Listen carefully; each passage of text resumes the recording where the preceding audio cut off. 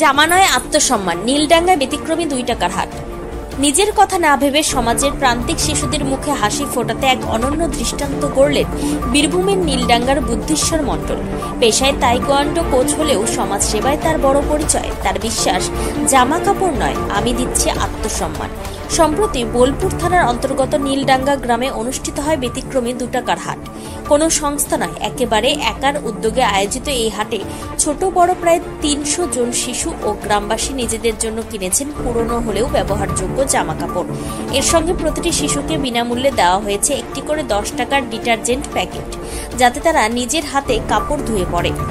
এই উদ্যোগের মূল উদ্দেশ্য শিশুদের মনে অনুদান নেওয়ার বোধ নয়, বরং আত্মসম্মানের সঙ্গে কিছু অর্জনের অনুভূতি তৈরি করা।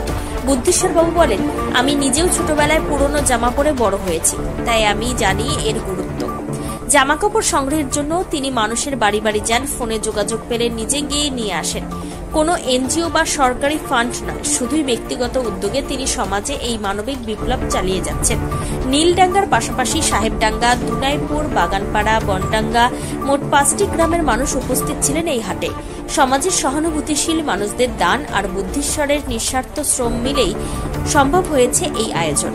একজন মানুষ বদলে দিতে পারে গোটা সমাজের চেহারা। নীলডাঙ্গার এই 2 টাকার হাট তার জ্বলন্ত প্রমাণ।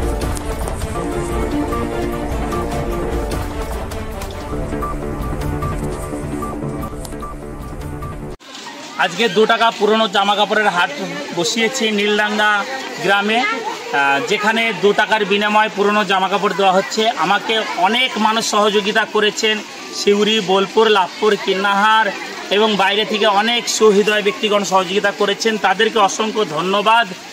আর এই হাটে 6 থেকে 7টা গ্রামের মানুষ আছে এখানে, যেমন সাহেবডাঙ্গা বলুন, দোনাইপুর, নীলডাঙ্গা, বাগানপাড়া, বনডাঙ্গা, এই সমস্ত জায়গার বাচ্চারা এবং মা বাবারাও এসেছে জামা কাপড় কিনতে। নিজেদের পছন্দ মতো জামা কাপড় কিনছে এবং কেনা হয়ে গেলে তারপরে আমি 10 টাকা দামের একটা সার্ফের প্যাকেট দেব, যাতে জামা কাপড়গুলো তারা ধুয়ে পড়তে পারে। তা অসংখ্য ধন্যবাদ। আমি বুদ্ধিশ্বর মণ্ডল, মার্শাল আর্ট ট্রেনার, এবং তার সাথে এই যেটুকু পারি সমাজের জন্য কাজ করি।